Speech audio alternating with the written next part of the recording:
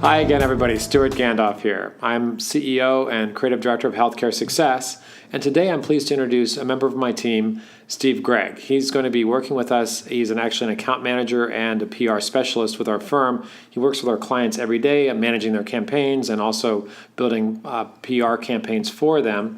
And today we're going to talk about the whole topic of how do you, as a provider, meaning a hospital or practice, introduce doctors to the community.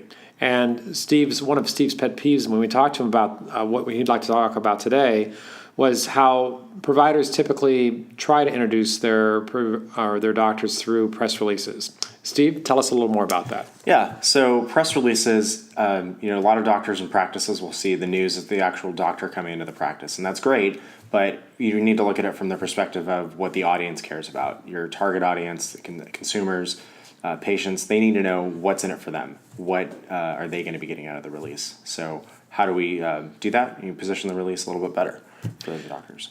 So we see this a lot, by the way. I actually spoke for a city magazine association, and they talked about the idea of profile ads, doctor profiles. They also talked about the idea of tombstones. We often see these in newspaper ads. These are simple, very simple announcements about a new doctor or about any doctor for that matter.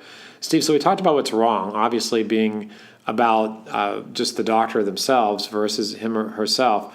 But beyond benefits, what else can you do? Or maybe some anecdotes from what you've done in the past. Sure. Bring the story to life. Well, I mean, if doctors are coming into the practice, a lot of times they're new. They're out of college, so they've got or medical school, and they've got a fresh perspective that some of the older members in the practice might not.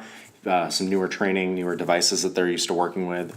That's something that you can highlight, what it brings into the community, what the added benefit is into that practice. You can also highlight, some things that make them human, other things that interest the doctor, things that actually allow the audience to connect with them, and they're not just seeing a guy in a white coat. Sounds great.